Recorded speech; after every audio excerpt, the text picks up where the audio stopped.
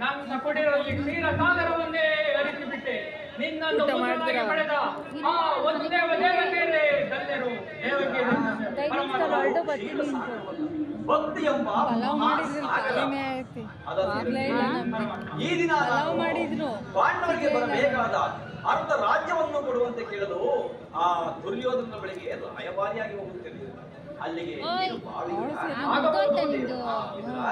ಹಾಗೆ ನೀನು ಬರುವಾಗ ನೀನು ಗೌಪ್ಯವಾಗಿ ಅವಶ್ಯಕತೆ ಏನಿದೆ ದೇವ? ವಿದುರ, ನಾಳಿನ ರಾಜಸಭೆಯಲ್ಲಿ ಒಂದು ವಿಚಿತ್ರವಾದ ಮುಖಾಂತವನ್ನು ನಡೆಯುವುದು. ಅದನ್ನ ನೀನೇ ನೋಡುವೆ ವಿದುರ. ಆಗಬಹುದು ದೇವ. ವಿದುರ, ನಾನು ಬಂದು ಬಹಳ ವೇಳೆಯಾಯಿತು. ಮಾರ್ಗ ಮಧ್ಯದಲ್ಲಿ ನನ್ನ ಸೋದರತೆಯಾದ ದೇವಿಯನ್ನು ಕಂಡು ಆಕೆಗೆ ಕೆಲವು ರಹಸ್ಯವಾದ ರಾಜಸಭೆಗೆ ನಾವು ಹಾಲು ಕುಡಿತು ಇವಾಗ ನೋಡೋದು. ಆಗಬಹುದು ದೇವ. ಹಾಲ ಮಜ್ಜಿಗೆನ ಇದ್ದು ಅದ್ರಲ್ಲಿ ಕುಡ್ಕಂತ ನೋಡಿ ಇಕ್ಕಿರ್ಬೇಕಲ್ಲಿ. ಶಾಂಪಿ ನೀರು ಆಮೇಲೆ ಇನ್ನೊಂದು ಯಾವುದೇ